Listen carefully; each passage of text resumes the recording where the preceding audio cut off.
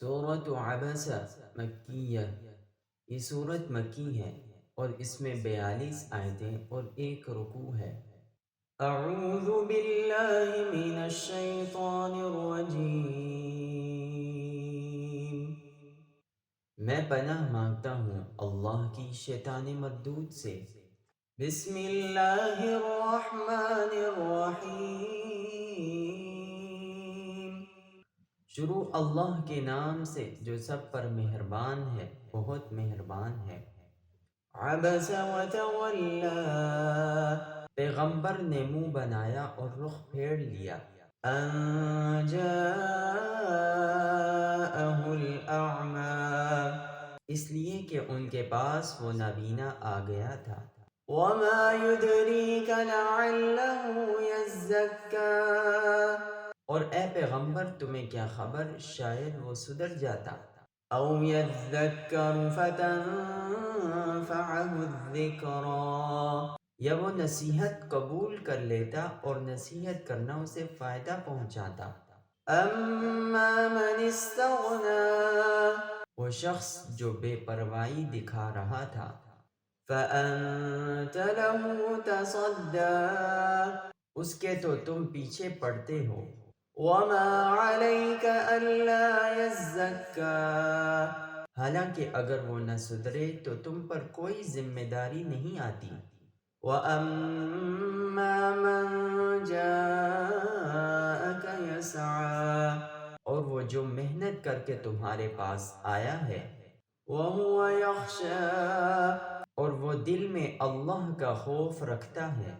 فَأَنتَ عَنْهُ تَلَهَّىٰ، اس کی طرف سے تم بے پرواہی برتتے ہو۔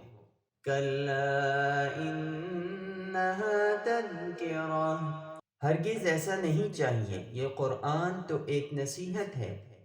فَمَن شَاءَ ذَكَرَهُ، اب جو چاہے اسے یاد کر لے۔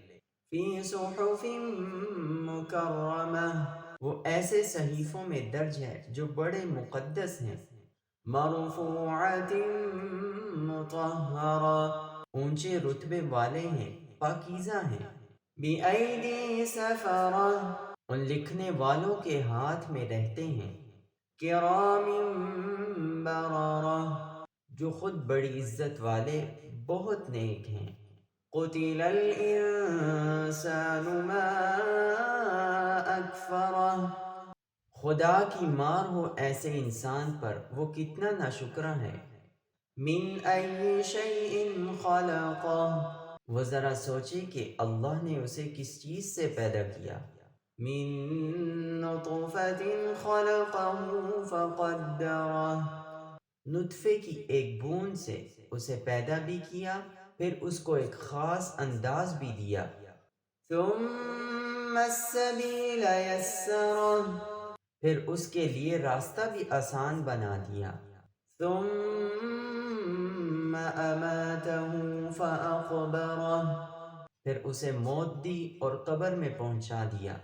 ثم اذا شاء انشرہ، پھر جب چاہے گا اسے دوبارہ اٹھا کھڑا کر دے گا۔ کلا لما یقض ما امرہ، ہرگز نہیں، جس بات کا اللہ نے اسے حکم دیا تھا ابھی تک اس نے وہ پوری نہیں کی۔ فَلْيَنظُرِ الْإِنسَانُ إِلَىٰ طَعَامِهِ، پھر ذرا انسان اپنے کھانے ہی کو دیکھ لے۔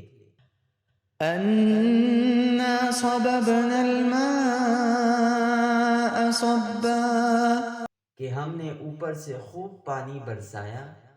ثُمَّ شَقَقْنَا الْأَرْضَ شَقًّا، پھر ہم نے زمین کو عجیب طرح پھاڑا۔ فَأَنبَتْنَا فِيهَا حَبًّا، پھر ہم نے اس میں غلے اگائے۔ وَعِنَبًا وَقَضْبًا، اور انگور اور ترکاریاں۔ وَزَیْتُونًا وَنَخْلًا، اور زیتون اور کھجور۔ وَحَدَائِقَ غُلْبًا، اور گھنے گھنے باغات۔ وَفَاكِهَةً وأبا، اور میوے اور چارہ، متاعا لکم ولأنعامکم، سب کچھ تمہارے اور تمہارے مویشیوں کے فائدہ کی خاطر۔ فَإِذَا جَاءَتِ الصَّاخَّةُ، آخر جب وہ کان پھاڑنے والی آواز آ ہی جائے گی، اس وقت اس ناشکری کی حقیقت پتہ چل جائے گی۔